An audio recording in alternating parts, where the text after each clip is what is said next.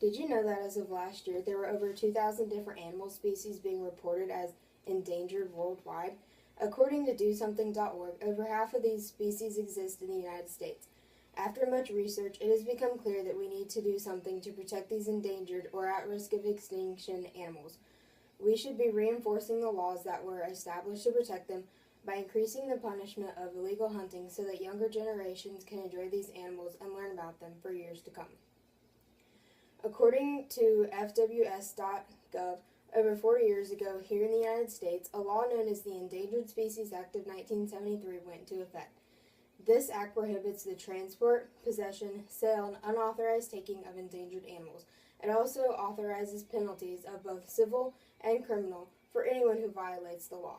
However, many species are still hunted privately, in the hopes that the hunters themselves won't get caught, as they know is illegal.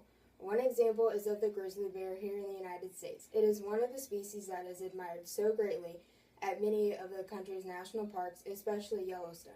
As stated in an article found from listfirst.com, there are around 71,000 grizzly bears in the wild. This number is fast decreasing, mainly due to illegal hunting. If one is to get caught, the fine for killing an endangered grizzly bear is only a little over $1,000, so it is not enough to really put a stop to illegal hunting. Fines on harming, trapping, hunting, and killing of endangered animals should be greatly increased to try and stop people from harming these animals in any way.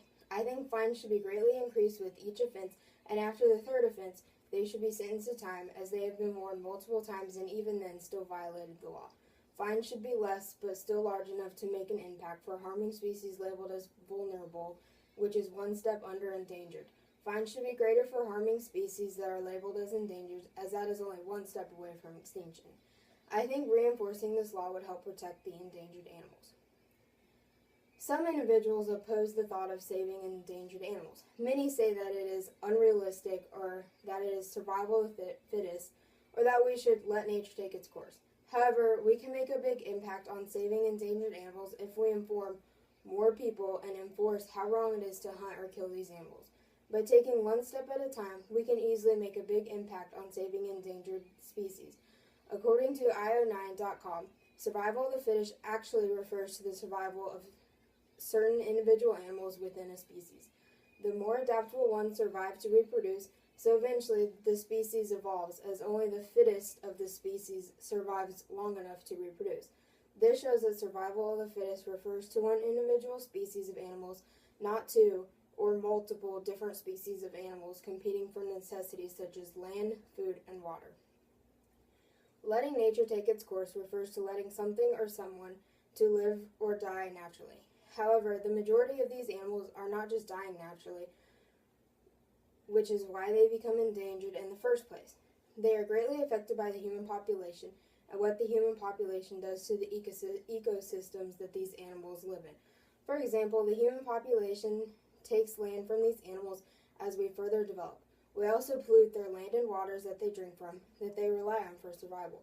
The human population has also contributed a great deal to the climate change, which takes a toll on the animals. This goes to show you that it is not nature that is having a negative effect on these animals. It is mainly us, the entire human population. This top graph shows the rate of extinction, which is the next step after endangerment. It vastly started to increase at the beginning of the 1900s and continues at a faster rate every year. The bottom graph shows the comparisons between human population and extinctions, each measured by the millions. As the human population increases, so does the amount of extinctions. According to biologicaldiversity.com, we are experiencing the highest rate of total species extinction since the dinosaurs went extinct around 65 million years ago. Also, about 99% of currently endangered or threatened species got there because of us, the human population. If we can have such a large negative impact, why can't we turn it around and make it into a positive impact? We can easily make an impact by getting others involved and reinforcing the Endangered Species Act of 1973. We should increase the fines and punishments for harming vulnerable and, more importantly, endangered species. By taking small steps at a time, we can easily make a big impact on protecting these endangered animals so that younger generations can enjoy them for years to come.